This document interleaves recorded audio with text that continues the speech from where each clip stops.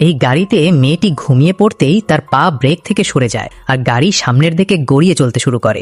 রাস্তার পাশে থাকা জ্যাক তা দেখে দ্রুত গাড়িতে উঠে হ্যান্ডব্রেক টেনে মেয়েটির জীবন বাঁচায়, কিন্তু মেয়েটি জেগে উঠে সাহায্য করার জন্য ধন্যবাদ না দিয়ে উল্টো জ্যাককে ভয় দেখায়, সেন্ট্রাল লক করে আটকে দেয় এবং গাড়ি নোংরা করার বাহানায় টাকা দাবি করে। ঠিক তখনই গাড়িতে আটকে থাকা অবস্থায় জ্যাক দেখতে পায় রাস্তার ধারে রাখা তার প্রিয় গিটারটি এক চোর নিয়ে পালিয়ে যাচ্ছে।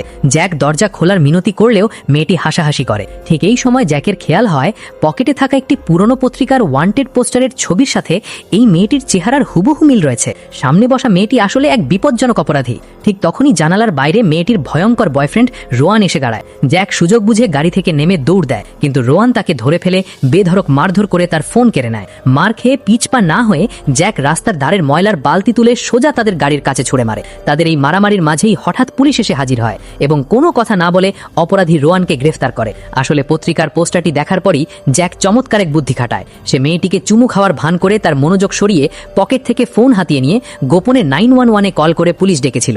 পুরস্কার হিসেবে পুলিশ বড় অঙ্কের টাকা দিতে চাইলেও জ্যাক শুধু তার হারানো গিটারের বদলে একটি নতুন গিটার চেয়ে নেয়। জ্যাকের বুদ্ধিমত্তা আর সাহসে দীর্ঘদিনের অধরা দুই অপরাধী ধরা পড়ল, আর প্রমাণ হলো ন্যায় বিচার দেরিতে হলেও আসবে।